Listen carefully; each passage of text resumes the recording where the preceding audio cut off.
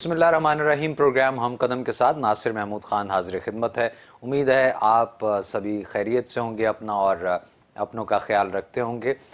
हर हफ्ते की तरह आज फिर हम हाजिर हैं प्रोग्राम हम कदम के साथ, और इस प्रोग्राम में हम बात करते हैं इस खत्ते की, एशिया की और दुनिया के मंजरनामे पे जो एशिया की कह लीजिए कि जो एक तेज़ी से तरक्की करती हुई मईशत है उसके क्या असरात होते हैं, जियोपॉलिटिकल इश्यूज़ क्या हैं, ये सारा कुछ इस में हम डिस्कस करते हैं। आज जो हम जिक्र करेंगे वो कर रहे हैं हम अपने बरादर दोस्त पड़ोसी मुल्क चीन का।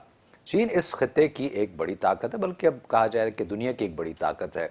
लेकिन अरसे दराज से, कदीम ज़माने से हम अगर देखें तो चीन इस खत्ते का एक बड़ा अहम मुल्क रहा है। 1971 में 25 अक्टूबर 1971 को चीन को अक़वाम मुत्तहिदा में कानूनी नशिस्त जो है उसकी बहाली होती है, और अब इसके 50 साल मुकम्मल होते हैं। ये सवाल खड़ा होता है, ये सवाल सामने आता है कि चीन तो 1 अक्टूबर 1949 को अवामी जमहूरिया चीन दुनिया के नक्शे पे उभरा था। इस नाम से चीन तो खैर इससे बहुत पहले से है, लेकिन अवामी जमहूरिया चीन 1949 में मार्ज़ वजूद में आता है। और लेकिन ये नशिस्त जो है ये 71 में रिस्टोर होती है। ऐसा क्यों? हालांकि चीन जो है वो उन अव्वलीन मुल्कों में शामिल है कि जब अक़वाम मुत्तहिदा का क़याम हुआ तो उसमें जो अव्वलीन मेंबर्स थे ये चीन उसमें भी शामिल था। ये सब कुछ जानेंगे। और ये जो 50 साल हम बात कर रहे हैं, 72 साल नहीं कर रहे, इसकी क्या वजह है, इसके पीछे कौन सी कहानियाँ हैं, कौन से ऐसे किरदार हैं कि जिन्होंने इसमें वो किरदार अदा करने की कोशिश की जो कि रूप बदल बदल के हर गुजरते वक्त के साथ साथ हमें नज़र आते रहते हैं, कि जिनका मकसद तरक्की के रास्ते में रुकावटें डालना होता है। वो कौन से किरदार हैं उस पर भी बात करेंगे, और साथ ही साथ इसका तज़किरा भी रहेगा क्योंकि ये एशिया की सदी है और मशरिक़ से उभरता हुआ सूरज जो है अब उसकी किरणें पूरी दुनिया को मुनव्वर कर रही हैं। तो कौन हासिदीन हैं, कौन नज़र लगाना चाहते हैं और क्या कर रहे हैं लोग, इस पे आज के प्रोग्राम में बात करेंगे। हमारे साथ शरीक गुफ्तगू हैं, सीनियर तज्ज़ियाकार हैं, मुहक्किक हैं डॉक्टर शफ़क़त मुनीर साहब। अस्सलाम वालेकुम डॉक्टर साहब। वालेकुम सलाम। खुश आमदीद सर। Thank you sir. अक़वाम मुत्तहिदा के बड़े इजलास आपने कवर किए हैं, बड़े करीब से आपने वो कार्रवाइयाँ देखी हैं, आपसे हम सुनते हैं वो रेजोल्यूशन पास हुई, वो ऐसे हुआ, फलां ग्रुपिंग हुई। ये क्या कहानी है सर? 1949 कहाँ, 71 कहाँ, इतने अरसे तक होता क्या रहा? और चीन तो अव्वलीन मुल्कों में से है। कुछ थोड़ा हमें और हमारे नाजरीन को बताएं कि ये इसके पसे पर्दा हक़ाइक़ क्या है, स्टोरी क्या है सर? ये स्टोरी जानना बहुत ज़रूरी, क्योंकि हमारा चूँकि हिस्ट्री से, मैं चूँकि हिस्ट्री का तालिब इल्म हूँ, पॉलिटिक्स का तालिब इल्म हूँ, इसलिए हमें ये नज़र रखनी होती है चीज़ों पर। फिर मैं चूँकि ये जो ग्लोबल सिस्टम्स हैं उनमें हम जुड़े हुए हैं, पास की चीज़ें जो हमारे सामने नहीं वो हमने हिस्ट्री से पढ़ी हैं, डॉक्यूमेंट्स देखे हैं, और जो हमारे सामने हुई वो तो हमारे सामने ही हैं। तो बहुत सारे जो हमारे यंग जर्नलिस्ट दोस्त हैं, जब उन्होंने ये खबर सुनी कि 50 साल हो चुके हैं अक़वाम मुत्तहिदा में चीन को, तो उन्होंने भी, कई जो मेरे स्टूडेंट भी हैं, उन्होंने कॉल किया जी 50 साल क्यों, चीन तो पहले से आज़ाद है और ये क्या सिलसिला है, थोड़ा समझाएं।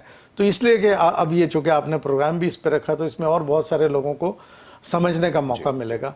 तो ये बहुत इंपॉर्टेंट बात है। मैं आपको अक़वाम मुत्तहिदा के आगाज़ की तरफ लेके जाऊँगा। 24 अक्टूबर 1945 जब अक़वाम मुत्तहिदा मार्ज़ वजूद में आती है, उस वक्त जो एक चार्टर तैयार हुआ उसमें चंद मुल्क ऐसे थे जिनको हम चार्टर कंट्री कहते हैं। उनमें से जो 5 हैं उनको तो फिर अक़वाम मुत्तहिदा की सलामती कौंसिल उसका मुस्तकिल रुकन बनाया गया। तो चीन समेत बाकी ये 4 ममालिक चार्टर कंट्रीज़ में शुमार होते हैं, यानी जिन्होंने इसका पूरा अक़वाम मुत्तहिदा का एक खाका तैयार किया कि दुनिया में एक ऐसी बॉडी होगी जो मल्टीलैटरलिज़म की बुनियाद पे काम करेगी, और जो ममालिक उसके मेंबर होंगे उनके डिस्प्यूट सेटलमेंट के इश्यूज़ क्या होंगे, इंटरनेशनल कोऑपरेशन क्या होगा, ग्लोबल गवर्नेंस को कैसे देखा जाएगा, ग्लोबल ट्रीटीज़ जो हैं, मसलन अगर आप देखें कि जहाज़ों के मामलात हैं, बहरी जहाज़ हैं, उनकी समुद्री हदूद के मामलात हैं, मुल्कों की बाउंड्रीज़ के इश्यूज़ हैं, मुल्कों के कॉन्फ्लिक्ट हैं, एक पूरी एक बैनुल-अक़वामी जो कवानीन हैं, कवायद हैं, मल्टीलैटरलिज़म है, ग्लोबल गवर्नेंस है, उसको चलाने के लिए एक स्ट्रक्चर बनाया गया। ठीक है। और 1948 में उसके बाकी जो कॉवेनेंट्स हैं वो बनना शुरू हुए, जिसमें सबसे बड़ा ह्यूमन राइट्स का एक चार्टर था, वो था। तो कहने का मकसद है कि अक़वाम मुत्तहिदा जब अपना काम शुरू करती है तो चीन, उस वक्त का चीन जो उस वक्त भी दुनिया की आबादी का 1/4 था, यानी इतना बड़ा मुल्क था, और बाकी मुल्क शायद अपनी इंडस्ट्री, अपनी दौलत, कई वजूहात की वजह पे उनकी इंपॉर्टेंस थी जिनको 5 को सलामती कौंसिल का मुस्तकिल रुकन बनाया गया। तो उस वक्त का चीन जो है उसको ये सौंपा गया कि वो मेंबर होगा परमानेंट चीन 1945 में। अब 1945 से 49 तक का जो दौर है, यानी 49 में जब इनकलाब आता है चीन में, सोशल कम्युनिस्ट पार्टी का इनकलाब जब आता है, इस दौरान जो ये 4 साल हैं, इसमें चूंकि वहाँ पे एक जंग अजीम दोम ख़त्म हुई थी, जापान को एक नई फेट का सामना करना पड़ा और चीन के अंदर एक नई सूरत हाल बनी, चूँकि चीन एक बहुत बड़ा मुल्क था। यहाँ पे उस वक्त नेशनल पार्टी की गवर्नमेंट थी और उस गवर्नमेंट में भी विद इन पार्टी भी तब्दीली आई। तो चियांग काई शेक जो उस वक्त एक मिलिट्री रहनुमा थे, सीनियर मिलिट्री लीडर थे, वो पॉलिटिक्स पे आए और उन्होंने नेशनल पार्टी में ना सिर्फ ये कि वहाँ पे अपनी पोजीशन मुस्तहकम की और गवर्नमेंट फॉर्म करने में और गवर्नमेंट के हेड बने, साथ साथ उन्होंने वहाँ से कम्युनिस्ट मेंबर जो थे नेशनल पार्टी के, उनको भी निकाल दिया, क्योंकि उस वक्त चेयरमैन माओ ज़ेडुंग की क़यादत में कम्युनिस्ट पार्टी बड़ी तेज़ी के साथ एक अवेयरनेस की मूवमेंट चला रही थी, कल्चरल रेवोल्यूशन की बात हो रही थी और बाज़ाब्ता तौर पे एक कम्युनिस्ट रेवोल्यूशन के लिए पूरी कौम को निकाला हुआ था कम्युनिस्ट पार्टी ने। और कम्युनिस्ट पार्टी की जो उस वक्त बैकिंग थी जंग अजीम दोम के, वो एकदम तेज़ी से बढ़ी और यही वजह है कि 45 से 49 में आप देखें 4 साल में ये इतनी मैच्योर हुई जद्दोजहद के चियांग काई शेक की गवर्नमेंट गिर गई 1949 में और वहाँ पे कम्युनिस्ट पार्टी इक़्तिदार में आ गई। तो कम्युनिस्ट पार्टी ने उस वक्त मैं चियांग काई शेक का क्या बना और वो भी अब बताता हूँ, थोड़ा सा ही बताता हूँ कि कम्युनिस्ट पार्टी जब इक़्तिदार में आती है चीन में, तो वो वहाँ पे पूरा एक स्ट्रक्चर ज़ाहिर है जो वहाँ पे मौजूद था, स्टेट स्ट्रक्चर, वो तो कम्युनिस्ट सिस्टम के मुताबिक जाना था। उन्होंने पूरी स्टेट क्राफ्ट को चेंज किया कि कैसे पूरा एक स्ट्रक्चर बनाया कि किस तरह कांग्रेस काम करेगी। कम्युनिस्ट पार्टी ने चूँकि इससे सारा होमवर्क किया हुआ था, तो उन्होंने एक पूरा रेवोल्यूशन के बाद एक नया स्ट्रक्चर मुल्क को दिया और मुल्क का नाम भी अवामी जमहूरिया चीन हो गया, जबकि इससे पहले चीन को जमहूरिया चीन के नाम से वो अक़वाम मुत्तहिदा भी मेंबर था और चियांग काई शेक की गवर्नमेंट जमहूरिया चीन के नाम से थी। तो ये होता है सूरत हाल। जब वहाँ डिफीट होती है तो वहाँ से चियांग काई शेक और उनकी फोर्सेस भागती हैं और फिर एक जजीरा ताइवान जो चीन का हिस्सा था, चीन के जजीरे में अपना एक स्ट्रॉन्ग होल्ड बना लेते हैं।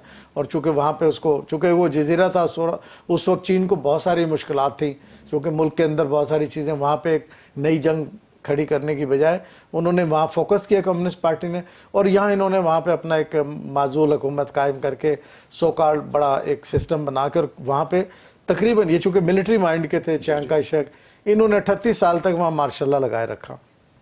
और इनकी इस मार्शल लॉ हुकूमत को अमेरिका की बड़ी आशीर्वाद रही, और अमेरिका की आशीर्वाद की वजह से ही अब मैं उधर आता हूँ कि चीन, अवामी जमहूरिया चीन को क्यों इस सीट से महरूम किया गया। अब हुआ ये कि चियांग काई शेक और उसकी गवर्नमेंट चुके इन एग्जाइल ताइवान में थी, जिसको वो वहाँ पे भी उसका नाम उन्होंने जमहूरिया चीन रख दिया, यानी उस छोटे जजीरे को पूरा चीन कह दिया। सितम ज़रीफ़ी देखें कि 4-5 मिलियन का जो उस वक्त ताइवान था, उसको उन्होंने पूरा चाइना मान लिया, और जो 800 मिलियन 80 करोड़ की आबादी वाला मेनलैंड चाइना था, उसको उन्होंने कहा जी नहीं, वो तो सीट हम अक़वाम मुत्तहिदा की सीट तो जमहूरिया चीन को जाएगी, ठीक, क्योंकि अमेरिका और उनके इत्तेहादी वो उस वक्त उनके साथ थे। 38 ईयर्स आप उस डिक्टेटरशिप को सपोर्ट करते हैं, उसके बाद आप खुद आपके जो इत्तेहादी हैं फ्रांस और बरतानिया ख़ास तौर पर और बाकी और भी मौलाना, उन्हें लगता है कि नहीं ये तो बड़ा गलत हो गया, इतना उनको हम ये सीट उनको नहीं जानी चाहिए, तो बड़ा तो अवामी जमहूरिया चीन है। तो वहाँ से जब उन्होंने थोड़ा सा माइंड चेंज किया, फिर यूएन में डिबेट शुरू हुई 61 एंड ऑनवर्ड्स जो है, इस पे डिबेट्स होती रही कि अक़वाम मुत्तहिदा में अवामी जमहूरिया चीन की सीट को बहाल किया जाए। लेकिन वहाँ पे भी चूँकि अमेरिका का असर रसूख था, और वो चूँकि उस वक्त जो ताइवान जिसमें जमहूरिया चीन के नाम से हुकूमत कायम थी, लेकिन ये इसका ताल्लुक आगे भी जब हम डिस्कस करेंगे ना कि ये ताइवान का कज़िया अभी तक क्यों चल रहा, तो इसका उसी से ताल्लुक है। तो उसको ताइवान, उन्होंने कहा जी ये ताइवान की सीट है जहाँ पे जमहूरिया चीन और चियांग काई शेक की गवर्नमेंट है, तो वो वहाँ उसको लेके चलते रहे 1971 तक। 25 अक्टूबर 1971 जब अक़वाम मुत्तहिदा की जनरल असम्बली का 26वां इजलास होता है, उस वक्त तक ये उनके पास सीट थी। लेकिन ये इजलास होता है, इस इजलास में होता है कि पाकिस्तान, अलजायर, अल्बानिया और जो सोशलिस्ट कंट्रीज़ थे उस वक्त सारे अच्छा अमेरिका तो मुखालफत इसलिए करता कि एक सोशलिस्ट इनकलाब आ गया है, तो ये ना हो कभी ये, और पहले चूँकि वो रूस के इनकलाब से उनको बड़ा, सोवियत यूनियन के इनकलाब से उनको डर लगा हुआ था, उन्होंने कहा अब इतने बड़े मुल्क में फिर एशिया में इनकलाब आ गया, तो लिहाजा उन्होंने उसको रोक के रखा, यानी उस वक्त भी कंटेन चाइना पॉलिसी। ठीक ठीक उसको जी मुझे ब्रेक पे जाना जी, है। गुफ्तगू बड़े दिलचस्प मरहले में दाखिल हो चुकी है, यहीं से कंटिन्यू करेंगे इसे। नाज़रीन एक break, we'll be right back.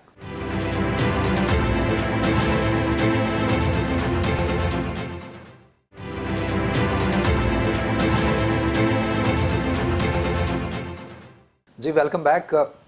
Break से पहले कहानी जिस मोड़ पे रुकी थी वहीं से आगाज हम करते हैं। डॉक्टर साहब आप जिक्र कर रहे थे कि वो कंटेन चाइना पॉलिसी गो कि किसी उस वक्त उसका नाम कुछ और था, उसका मकसद कुछ और था, या उसके पास जो पेशे नज़र कुछ चीज़ें और थी, लेकिन मकसद यही था। प्लीज़ आप बता रहे थे। अच्छा, उसको उन्होंने वहाँ पे कंटेन करने के लिए, यानी चाइना की कम्युनिज्म से थोड़ा सा वो डर रहे थे, क्योंकि ये कम्युनिज्म पहले था, तो वहाँ वो मुसलसल वहाँ पे ताइवान को सपोर्ट करते रहे। यानी ताइवान से मतलब ये नॉट एज ताइवान, बल्कि चूंकि उन्होंने अपना नाम रख लिया था चाइन का शेख गवर्नमेंट ने कि जमहूरिया चीन, और उसको उस जजीरे के साथ रख के वहाँ अपनी हुकूमत को इस नाम से वो प्रोजेक्ट करते। और वो जजीरा बेसिकली चीन का हिस्सा, चाइनीज मेनलैंड का हिस्सा था। मैंने बताया कि वो चूंकि उस वक्त चीनी गवर्नमेंट जब इनकलाब आया 49 में, तो वो वहाँ पे झगड़े में नहीं जाना चाह रहे थे, पूरा मुल्क को स्टेबलाइज करना था। ये तो उन्हें पता था उनका हिस्सा आ ही जाना है। ठीक है, ये तो एक ज़मीनी बात। वो फिर रेजोल्यूशन बनती है जी, उसके बाद ये कि डिबेट होती है। डिबेट में एक पहली दफा रेजोल्यूशन आती है जो अमेरिका के दबाव की वजह से डिफीट हो जाती है। फिर ये पता लगता है कि चूंकि 2/3 मेजॉरिटी चाहिए, वहां पे फिर जो है ना पाकिस्तान का, सोशलिस्ट कंट्रीज का, अल्बानिया, अलजायर, ये जो मूवर्स थे, खासतौर पर पाकिस्तान इसमें बड़ा स्ट्रांग था, इन्होंने बाकायदा फिर एक लॉबी शुरू की मुल्कों के साथ, ताकि एक जो है ना सही जो 2/3 मेजॉरिटी चाहिए जनरल असेंबली में वो आ जाए। उसके लिए फिर ये कि अमेरिका फिर भी मुखालफत करता रहा, यानी ऐसा नहीं था, लेकिन चूंकि जैसे मैंने अर्ज किया फ्रांस, बरतानिया और कुछ और वेस्टर्न कंट्रीज, उन्होंने ये रियलाइज कर लिया कि नहीं, यहाँ पे अमेरिका का स्टैंड ठीक नहीं है। तो वहाँ पे फिर ये होता है कि जब एक दफ़ा डिफीट होती है फिर उस पर लॉबिंग का काम शुरू होता, और ख़ासतौर पर पाकिस्तान ने इसमें बड़ा प्रोएक्टिव रोल अदा किया। और वहाँ पे फिर ये है कि पाकिस्तान थोड़ा सा ये भी काम करता है कि चीन और अमेरिका के दरमियान चूँकि ताल्लुकात नहीं थे, सफारती ताल्लुकात, और यानी पाकिस्तान ने ये किरदार भी अदा किया कि अमेरिका और चीन के दरमियान जो है ना मामला थोड़े से सेटल डाउन हो जाए। और ये भी 1971 की बात है, जब पाकिस्तान की कोशिशों से उस वक्त के वज़ीर ख़ारजा हेनरी किसिंजर जो थे वो बीजिंग जाते हैं, और वो एक खुफिया दौरा होता है जी, जिसको बड़ी पुरस्रार किस्म के बाद, उसके नतीजे में चेयरमैन माओ ज़ेडुंग और सदर निक्सन, उस वक्त के सदर अमेरिका, उनके दरमियान बाकायदा तौर पे नेगोशिएशन शुरू होते हैं। तो थोड़ा सा वहाँ दोनों मुल्कों के दरमियान करीब आने का एक मौका मिलता है। उसके बाद ये होता है कि इस मूवमेंट को मज़ीद फिर इसमें एक तेज़ी आ जाती है, और फिर बाज़ाब्ता तौर पर अमेरिका उस वक्त भी यानी ताल्लुकात बेहतरी की तरफ भी जा रहा है, लेकिन वहाँ पे चीन को कंटेन, यानी अवामी जमहूरियत चीन को फिर मेंबरशिप से रोक रहा है। वहाँ फिर करारदाद पेश होती है, पाकिस्तान लीड लेता है, और बाकी सोशलिस्ट कंट्रीज, बाकी ममालिक भी पाकिस्तान को सपोर्ट कर रहे हैं कि चीन को अक़वाम मुत्तहिदा के अंदर ये जो सीट है, कानूनी सीट, जो गलत तरीके से ताइवान की जमहूरियत चीन चियांग काई शेक गवर्नमेंट को दी हुई है, वो कम्युनिस्ट पार्टी की गवर्नमेंट जो चीन में है उनको दी जाए। ये बाकायदा रेजोल्यूशन मूव होती है। अच्छा, जब ये रेजोल्यूशन मूव हो जाती है तो यहाँ बात खत्म नहीं, तो अमेरिका एक और रेजोल्यूशन बीच में डाल देता है कि जी अगर यही आपने करना है, इनको सीट देनी है, और चूंकि ताइवान पहले से मेंबर है, क्यों ना ऐसी रेजोल्यूशन पास करें कि दोनों को ही मेंबर रखें। यानी फिर वहाँ एक पख डालने की कोशिश की। वहाँ पे पाकिस्तान और जो मुल्क जो मूवर थे इस मूवमेंट के, उन्होंने कहा जी कवायद के मुताबिक ऐसा नहीं था। उस वक्त यूएन जनरल असेंबली के जो सदर थे उनको उन्होंने कहा कि जी ऐसा नहीं होगा। कवायद देखे तो पता लगा कि कोई पाकिस्तान की रेजोल्यूशन और इन मुल्कों की रेजोल्यूशन फर्स्ट थी। तो उस वक्त जनरल असेंबली के जो चेयर थे उन्होंने कहा नहीं जी, कवायद के मुताबिक पहले ये टेकअप होगी, अगर ये डिफीट होती है जो भी होता है उसके बाद दूसरी पे आएंगे। लेकिन जब ये रेजोल्यूशन पेश हुई तो नताइज बड़े ज़बरदस्त थे। 2/3 मेजॉरिटी के साथ बाकायदा तौर पर अवामी जमहूरियत चीन को ये कानूनी हैसियत में जो करारदाद 2758 2758 हो गया, 2758 करारदाद है, ये पास होती है और ये 26वें इजलास में होती है। ठीक है, उस वक्त से यानी ये 25 अक्टूबर 1971 को 26वां इजलास, वहाँ फिर बाकायदा तौर पे चीन अपनी ये नशिस्त संभालता है, जिसको अब 50 साल हो गए। सर ये 50 साल कंप्लीट हुए اور اس کے بعد ہم یہ دیکھتے ہیں کہ ان 50 سالوں میں چین نے جہاں اور مختلف شعبوں میں اس کی گروتھ ہمیں نظر آتی ہے، وہیں پہ حالیہ برسوں میں چین کا ایک گلوبل پلیئر کے طور پہ بڑا ایک ہمیں نظر آتا ہے کہ بہت تیزی سے اس نے قائدانہ ایک کردار اس کا نظر آ رہا ہے. وہی کردار اقوام متحدہ کے پلیٹ فارم پہ بھی ہمیں نظر آتا ہے اور عالمی منظرنامے پہ بھی نظر آ رہا ہے. اسی یہ جو بڑا یادگار جو موقع ہے گولڈن جوبلی جو ہے، اس پہ پریزیڈنٹ شی نے ایک بڑے اہم خطاب بھی کیا ہے، اور اس میں بھی جو ذکر انہوں نے کیا وہ یہی کہ چین ہمیشہ اسی بات پہ قائم رہا ہے، اور اس بات کا انہوں نے اعادہ بھی کیا کہ ہم بین الاقوامی تعمیر و ترقی، امن اور سلامتی کے لیے اور جو بین الاقوامی قوانین ہیں ان کی پاسداری کو یقینی بنانے کے لیے اس کے محافظ کے طور پہ کام کرتے رہیں گے. چین کے کردار کو اس لیٹسٹ جو پریزیڈنٹ شی کی سپیچ ہے اس کو سامنے رکھتے ہوئے کیسے دیکھ رہے ہیں یو این کے پرسپیکٹو میں سر؟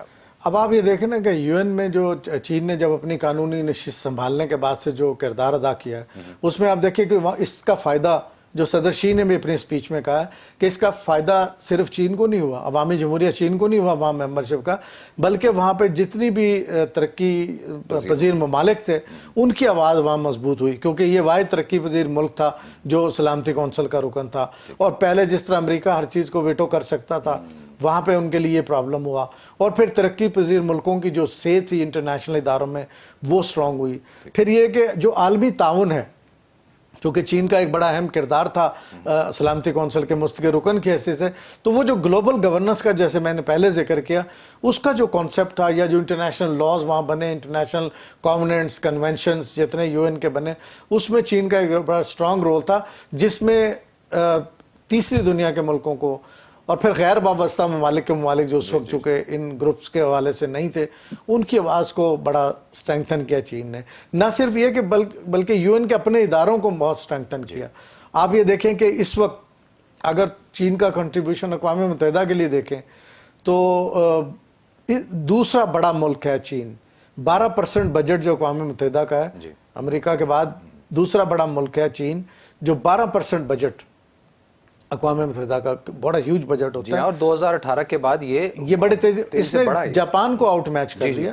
2018 تک جس کا آپ ذکر کر رہے ہیں 9.5% بجٹ جاپان دیتا تھا اور جاپان سیکنڈ بگیسٹ تھا. اس کے بعد 12% تک 2019 میں چین نے کنٹریبیوشن دیا، تو اب یہ جاپان سے بھی آگے نکل گیا. دوسری طرف آپ دیکھیں نا پیس ٹروپس جو ہیں پوری دنیا میں جہاں بھی قیام امن کی بات ہوتی ہے، پاکستان کا بھی بڑا کردار ہے. پاکستان بھی امن فورسز میں اپنے دستے بھیجتا ہے، اور چین نے 50,000 سے زیادہ اپنے دستے مختلف کانفلکٹ میں بھیجے. اور وہ سکسیسفل کیوں رہتے ہیں؟ یہ جو آپ نے سوال کیا نا اس کا اس سے بڑا گہرا تعلق ہے چین کا کردار، اور باقی ملک بھی ہیں. دیکھیں پیس فورسز میں جب آپ جاتے ہیں، دو متضاد فورسز لڑ رہی ہیں، آپ کو وہ کیوں امن کے محافظ کے طور پہ قبول کریں گے؟ آپ پہ اگر ٹرسٹ ہوگا تو کریں گے. انہیں پتا ہوگا کہ آپ سائڈ نہیں لیں گے، انہیں پتا ہوگا کہ آپ کانفلکٹ کو ریزالو کرنا چاہتے ہیں، کنفلکٹ کو ہوا نہیں دینا چاہتے.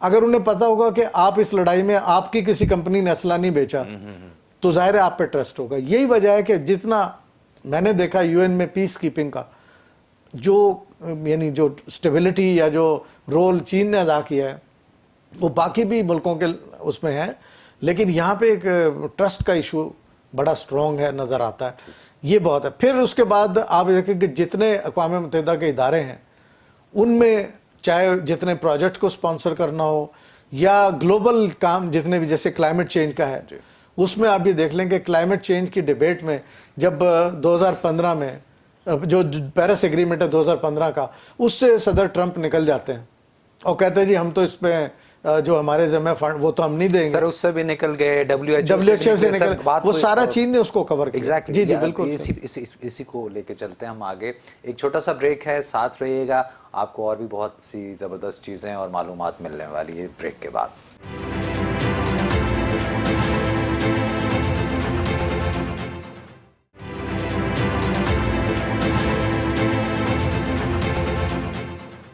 جی ویلکم بیک ناظرین.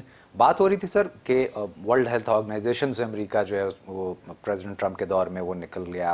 पेरिस अकॉर्ड की बात कर लें, उसके अलावा और भी बहुत सारे जो बैनुल अक़वामी मुआहदे थे उनमें से भी उसने अपने आप को खींचा।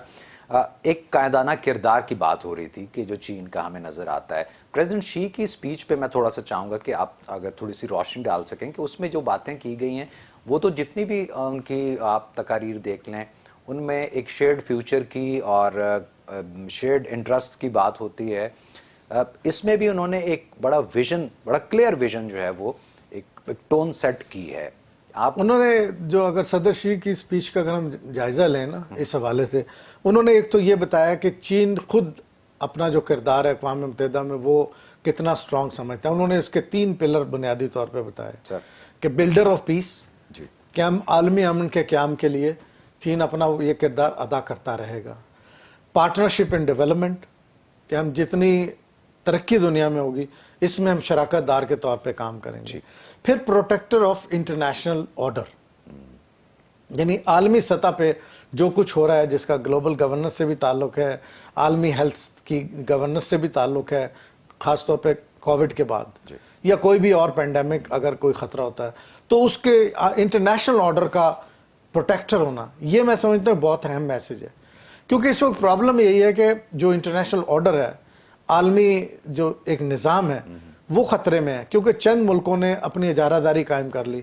मसलन अक़वाम मुत्तहिदा एक ऐसा फोरम है जो इंटरनेशनल ऑर्डर को प्रोटेक्ट कर सकता है, जिसके लिए चीन का किरदार, और सदर शी ने कहा हम उसमें अक़वाम मुत्तहिदा के साथ अपना ताउन पहले से भी ज़्यादा जारी रखेंगे।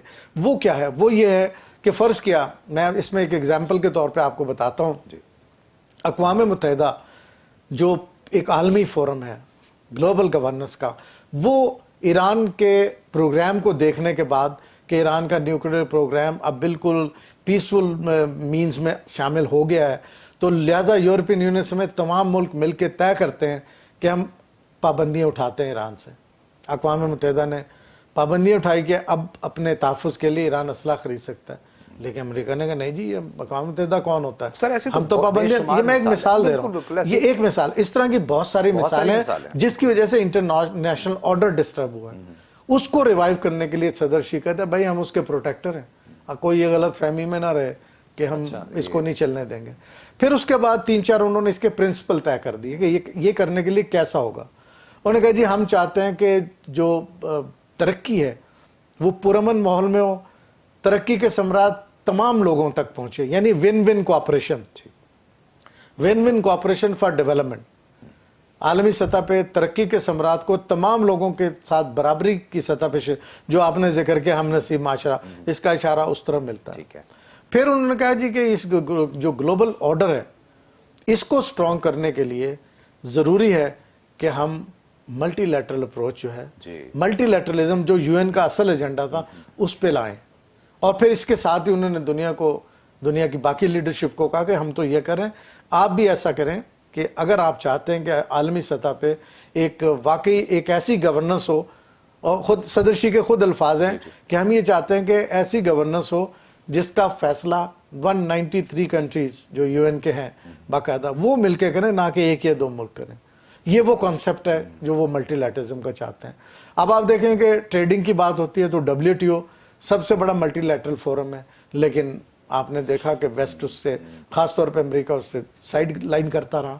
तो ये मैसेज उन्होंने पूरी दुनिया के लोगों को दिया कि इस वक्त ज़रूरत है कि आप अपना वज़न यूएन के पलड़े में डालें, और वो इसलिए कि यूएन अभी भी वाहिद ऐसा इदारा है जिसके ज़रिए अगरचे बहुत सारी कमी पेशी हैं, और उसकी रीज़न मैंने आपको पहले बताई है कि जो इंटरनेशनल ऑर्डर डिस्टर्ब किया चंद फोर्सेस ने, उनकी वजह से है। यही वजह है कि कश्मीर हो, फ़लस्तीन हो, कुछ रेजोल्यूशन अभी तक जो नई जिन पे अमल दरामद हुआ, उसकी वजह भी यही है कि इंटरनेशनल ऑर्डर को डिस्टर्ब किया गया चंद इजारादार मुल्कों की तरफ से, जिसके लिए सदर शी ने कहा कि हमें मिल के यूएन को मजबूत करना है और इस इंटरनेशनल ऑर्डर को प्रोटेक्ट करना है, जिसमें ये जितनी भी रेजोल्यूशन है उन सब पे अमल दरामद कराना है। जाहिर है इसमें हम इसलिए हवाला तन कश्मीर का, फ़लस्तीन का जिक्र करते हैं कि ये अनरिजॉल्व्ड इशू है। बिल्कुल। अच्छा, अब इसको आगे चलते हुए थोड़ा सा उन्होंने कहा कि इस वक्त अगर आप ये देखें अवामी जमहूरिया चीन, ये सदर शी के अगला मैसेज ये है कि अवामी जमहूरिया चीन ने जिस तरीके से चीन से गुर्बत का खात्मा किया, करोड़ों लोगों को खत गुर्बत से निकाला। आप ये देखें कि जो SDGs है, सस्टेनेबल डेवलपमेंट गोल, उसमें तमाम दुनिया के मुल्कों ने कमिट किया हुआ है कि वो गुर्बत का खात्मा करेंगे और 2030 एजेंडा 2030 यानी 2030 तक इसको हम कंप्लीट करेंगे। चीन ने 10 साल पहले 2020 में ही अपना ये अहदफ पूरा कर लिया। अच्छा, जितनी बड़ी चीन की आबादी है, जाहिर है उतनी उसी सतह पे वहाँ गुर्बत के भी खतरे गुर्बत से नीचे लोग थे। जब उनको निकाला तो वर्ल्ड बैंक की एक रिपोर्ट के मुताबिक चीन दुनिया में गुर्बत के खात्मे में चीन का 70% हिस्सा है। यानी अगर 100 लोग गरीब थे तो चीन की वजह से 70 लोग जो हैं वो सतह गुर्बत से निकल चुके हैं, 30 रह गए। अब बाकी मुल्क मिलकर अगर ये कोशिश करेंगे तो हो सकता है कि 2030 से पहले ये टारगेट बाकी मुल्क भी हासिल करें, और इसके लिए सदर शी ने कहा हमारी मिसाल मौजूद है, हमने करके दिखा दिया, बाकी लीडर जो हैं उनको भी ऐसा करना चाहिए। फिर उन्होंने कहा 3 बड़े अहम चैलेंजेस हैं, ये जो बाकी एक तो ग्लोबल ऑर्डर की बात है ना, इसके अलावा उन्होंने कहा उभरते हुए 3 चैलेंजेस हैं जिनको पूरी दुनिया के मालिक मिल के उस पर काबू पा सकते हैं। एक तो उन्होंने कहा जी क्लाइमेट चेंज, जो बहुत बड़ी ऐसी खौफनाक सूरत हाल पैदा हो सकती है अगर हम मिल के काम नहीं करेंगे, जिसको रोकना ज़रूरी है। दूसरे उन्होंने दहशत गर्दी को रखा है कि वो बहुत इंपॉर्टेंट है। तीसरा उन्होंने साइबर क्राइम की बात की है। उन्होंने कहा कि ये 3 चीज़ें चैलेंजेस ऐसे हैं जो दुनिया के अमन और तरक्की के लिए खतरा बने हुए हैं, तो हमें इनको ऊपर भी अपना काम करना, और उसके लिए उन्होंने तमाम मुल्कों को कहा कि हम मिल के इस पे काम करते हैं और आगे बढ़ते हैं। तो ये वो बड़े बड़े मैसेजेस हैं जो सदर की शी की जो स्पीच है उससे हमें नज़र आते हैं। और उनकी जो टोन अगर उसको देखें हम, वैसे तो साबित भी हो गया इन 50 सालों में, और ख़ास तौर पे 2012 के बाद से जब सदर शी आए हैं, उनके इस विजन के तहत जिस तरीके से काम हो रहा है दुनिया में, अब 130 ममालिक अगर BRI का हिस्सा है 193 UN कंट्रीज में से, तो ये बहुत बड़ा एक हिस्सा है जो उनके इस विजन को समझ रहा है कि डेवलपमेंट के लिए, शेयर्ड फ्यूचर के लिए इकट्ठे होना और तरक्की के सम्राट तमाम लोगों तक विन विन और मल्टीलैटरल अप्रोच के साथ आगे बढ़ना, और पुरअमन जराए से। लेकिन सर स्पॉइलर तो 1-2 ही होते हैं ना, तो स्पॉइलर तो अभी भी हैं, स्पॉइलर अभी भी हैं, आकस हो रहा है और वो स्पॉइलर मौजूद हैं, क्वाड स्पॉइलर मौजूद हैं। और उन्होंने अब फोकस कर लिया ताइवान को, वो जो मैं शुरू में जिक्र कर, थोड़ा सा मैं उस पर बात सर बस मुख्तसरन, क्योंकि हाँ वो चूंकि वो भी इससे जुड़ी हुई चीज़ है। अब जब ताइवान में ये चियांग काई शेक की गवर्नमेंट को ये सपोर्ट कर रहे थे, उन्होंने उसकी कंटिन्यूशन में रखा और कुछ अरसा वो खामोश रहे, क्योंकि 1979 में जब अमेरिका ने बाकायदा तौर पे चीन, अवामी जमहूरिया चीन के साथ डिप्लोमेटिक रिलेशन कायम किए, वन चाइना पॉलिसी को तस्लीम किया, और इसके बैकग्राउंड में 2 चीज़ें थी। एक तो वियतनाम की जंग हारे थे, दूसरे उस जमाने में कुछ इश्यूज पे चीन की कम्युनिस्ट पार्टी और उस वक्त की सोवियत यूनियन की कम्युनिस्ट पार्टी के दरमियान नजरियाती इख्तलाफ आ गया था। तो वो उनको सोशल साम्राज्य, रूसी सोशल साम्राज्य का एक टर्म उस वक्त चली थी, और कम्युनिस्ट पार्टियां दुनिया में प्रो रशिया और प्रो चीन हो गई थी। तो उन्होंने इसका भी फ़ायदा उठाया कि चलें अब ये कम्युनिज्म को हम रोकने के लिए इनके आपस के इख्तलाफात हैं उनको भी कर सकते हैं। बहरहाल वो उसके बाद 40 साल बहुत अच्छे तरीके से जो डिप्लोमेटिक रिलेशन बने वो आगे चलते रहे। लेकिन उसके बाद सोवियत यूनियन जब नहीं रहा तो नए कॉन्फ्लिक्ट सामने आए, तो उन्होंने देखा वो चीन तो हम बड़ी तेजी से आगे निकल गए। अब फिर दूसरी आ जाता एंगल, अगेन कंटेन चाइना। एक उस वक्त कंटेन करना था अवामी जमहूरियत चीन को, कंटेनमेंट की पॉलिसी आ जाती है। अब उन्हें फिर याद आ जाता हो ताइवान का भी कोई मसला है, अब वो ताइवान पे वहाँ के जो अलहदगी पसंद हैं उनको सपोर्ट करें डेमोक्रेसी के नाम पे, जबकि 38 साल चियांग काई शेक के मार्शल लॉ की वो हमायत करते रहे उस वक्त। अब उन्हें चूंकि चीन को कंटेन करना, इसलिए अब वो वहाँ पे आ गए जनाब। वो वहाँ में तो वहाँ पे आज़ादियाँ हैं, जमहूरियत है, ये सब चीज़ें। तो ये सारा एक्चुअली जो है ना पॉलिटिकल गिमिक्स हैं जिनको वो यूज़ कर लेते हैं अपने मफादात। बिल्कुल ठीक सर, और वही बात है ना कि ये आप बैनुल-अक़वामी कवानीन और कवायद को मोम की नाक ना बनाएं तो ही बेहतर रहेगा। बहुत बहुत शुक्रिया डॉक्टर साहब, आपके वक्त का तशरीफ़ आवरी का। नाज़रीन, ये था हमारा आज का प्रोग्राम, और मुझे उम्मीद है कि इस मामले को, इस इशू को, इस खबर को समझने में और कुछ थोड़ा सा इस खित्ते में तारीख़ी हवालों से जो तब्दीलियाँ होती रही हैं उसको समझने में आपको खासी मदद मिली होगी। अपना ख्याल रखिएगा, आपसे फिर यहीं से मुलाकात होगी। अल्लाह हाफ़िज़।